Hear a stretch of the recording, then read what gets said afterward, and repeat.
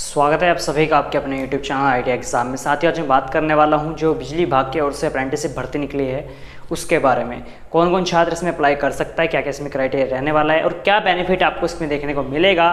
आपको रेलवे से करनी चाहिए फिर बिजली विभाग से अप्रेंटिसशिप, इन दोनों पॉइंट के बारे में बात करूँगा। तो वीडियो के अंत तक इतना पूरे डाउट आपका क्लियर होने वाला है। तो चलिए वैकेंसी की अगर हम बात करें, आप लोग देख सकते हैं ये मध्य प्रदेश बिजली विभाग की ओर से निकाली गई है। कितनी पोस्ट हैं?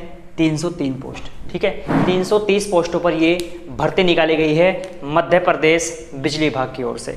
ठीक है, अब देखो डियर, अगर हम बात करें इसमें अलग अलग ट्रेड की, तो इलेक्ट्रीशियन की कितनी ट्रेड है? इसमें 15 ट्रेड हैं। स्टेनो अंग्रेजी कितनी ट्रेड है? यहाँ पर 17 ट्रेड दी गई हैं, आप लोग अपने आप देख सकते हैं यहाँ पर। ठीक है, इलेक्ट्रीशियन की काफ़ी सारे पोस्ट हैं। स्टेनो इंग्लिश वाले काफ़ी सारे कमेंट करते हैं कि सर वैकेंसी क्यों नहीं आती हमारे लिए, तो आ गई। Steno Hindi 14 post, COPA 148। लेकिन मैं शुरुआत में बता देता हूँ, यहाँ पर एक चीज़ है जो आप लोग यहाँ पर थोड़ा सा फिर कहोगे कि भैया दिक्कत वाली वैकेंसी है।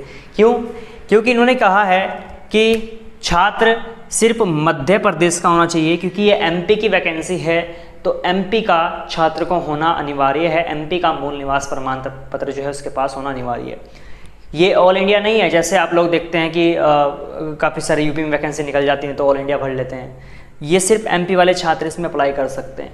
लेकिन रुके रहना, अदर स्टेट के भी अगर आप हैं तो अभी बताऊंगा, क्योंकि वैकेंसी हर स्टेट की निकलती हैं। अभी एमपी के निकले तो राजस्थान के भी निकलेंगे, यूपी की भी निकलेगी, बिहार की भी निकलेंगी। तो आपको रेलवे ट्राई करना चाहिए या फिर बिजली विभाग, तो दोनों पॉइंट पर बात करूंगा, रोके रहना। ठीक है, अब देखो यहाँ पर 4 ट्रेड इन्होंने यहाँ पर ली है। 4 ट्रेड पर इन्होंने बात करी है कि हम इन ट्रेड को लेंगे। क्लियर है? अंतिम तिथि देखिए, इसके 1 मई से फॉर्म स्टार्ट हो चुके हैं और अंतिम मई इसकी लास्ट डेट है। जितने भी छात्र मध्य प्रदेश के हैं, इच्छुक है, भर सकते हैं। लेकिन रुकना, एक बार सुन लेना भरने से पहले। उसके बाद आयु सीमा की अगर बात करें तो 18 वर्ष से लेकर के 25 साल इन्होंने एज की जो है लिमिट रखी है। ठीक है, 18 साल से लेकर 25 साल।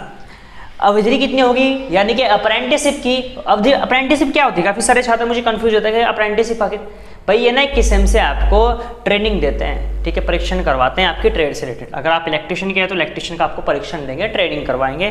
कितने साल की होगी? ये होगी भैया 1 साल की। ठीक है, 1 साल की आपकी जहाँ पर परीक्षण अवधि रखी गई है। 1 साल की अधिकतर ये होती है। क्लियर है? 1 साल की परीक्षण अवधि होगी।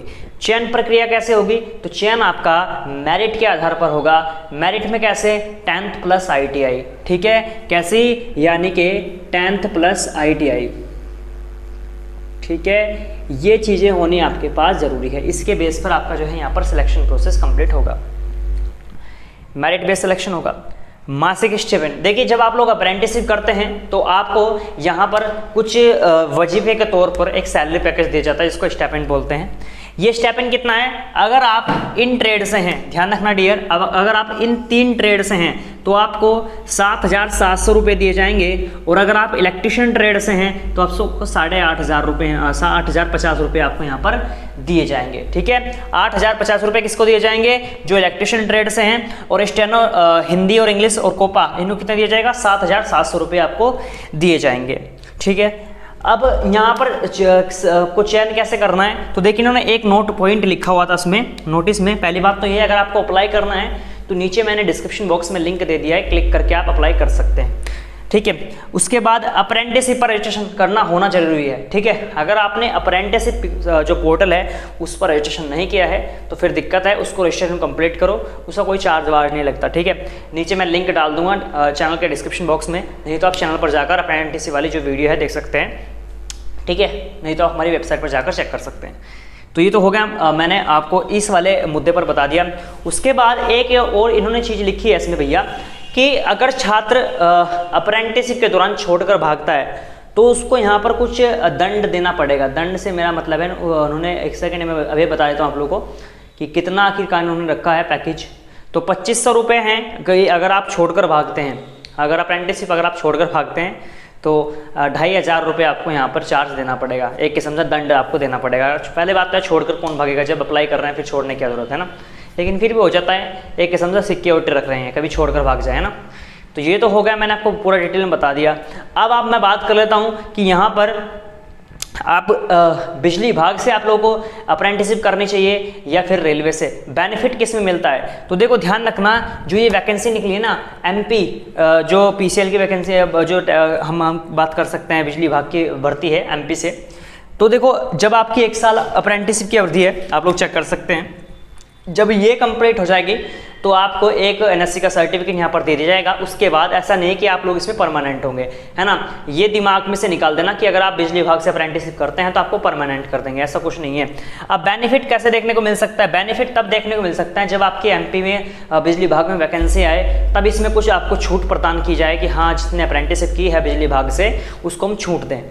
पहला तो ये हो गया। फिलहाल तक ऐसा कोई नियम नहीं है, ठीक है, लेकिन भविष्य में हो सकता है, अभी चांसेस बन रहे हैं, ठीक है। ये आपको फ़ायदा मिल सकता है बिजली विभाग से। उसके बाद भाई काफ़ी सारे छात्र ऐसे होते हैं जिसकी कुछ एक किस्म से पहुंच होती है, मतलब बात होती है कहीं भी आपके लोकल में, जहाँ पर भी आपका बिजली वगैरह घर होगा तो वहाँ पर भी थोड़ी सी बात होती है, तो वहाँ पर भी आप किसी सपोर्ट के द्वारा वहाँ पर लग सकते हैं, सर्टिफिकेट के द्वारा, ठीक है। तो ये होता है। लेकिन अगर हम ओवरऑल बात करें कि जैसे काफ़ी सारी वैकेंसीज निकलती है, एमपीपीसीएल की निकल गई और भी, तो क्या उनमें एमपीपी जो अप्रेंटिसशिप करेगा बिजली विभाग से उसकी सिलेक्शन होगा?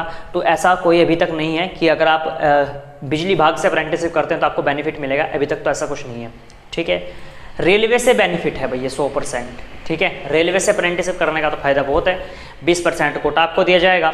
अब आपका पीईटी माफ़ कर दिया गया है ना, कि पीईटी अब आपका नहीं होगा, ठीक है। और अप्रेंटिसशिप करने वालों को, जिसने अप्रेंटिसशिप कर रखी है रेलवे से, भाई उसको 1/3 का वेटेज भी दिया जाएगा। तो ये 2-3 जो फ़ायदे हैं वो रेलवे देता है, ठीक है। रेलवे ही जो है, रेलवे अपने ही प्लेटफॉर्म में बेनिफिट देता है। ऐसा कुछ नहीं है कि अगर आप रेलवे से अप्रेंटिसशिप कर ले तो आपको बिजली विभाग में फ़ायदा मिलेगा, ऐसा कुछ नहीं है। रेलवे क्या काम करता है, अपने ही डिपार्टमेंट में आपको फ़ायदा प्रदान करता है, वही 20% कोटा, 1/3 का वेटेज और आपका पीईटी बंद मानी के माफ़ कर दिया जाएगा।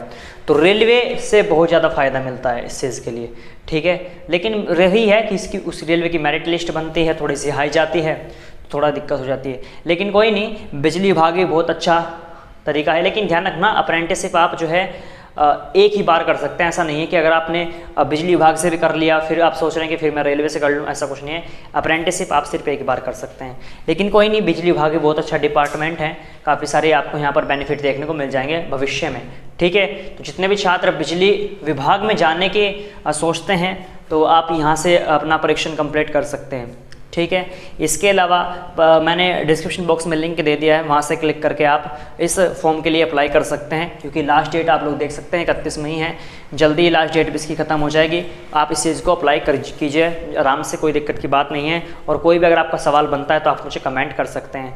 इसके अलावा हमारे टेलीग्राम ग्रुप है, आप मुझे वहाँ पर भी फॉलो कर सकते हैं, वहाँ पर भी मुझे जो है आप मैसेज छोड़ सकते हैं, क्योंकि ग्रुप है, काफ़ी सारे बच्चे वहाँ पर जुड़े हैं, तो आप वहाँ पर मुझे कॉन्टैक्ट कर सकते हैं, ठीक है। हमारा जो टेलीग्राम ग्रुप का लिंक है वो भी मैंने नीचे डिस्क्रिप्शन बॉक्स में लिंक दे दिया, ठीक है। तो चलिए इसी के साथ साथ आज की वीडियो को यहीं पर दी एंड करता हूँ, मिलता हूँ नेक्स्ट वीडियो में। आज के लिए इतना ही, धन्यवाद।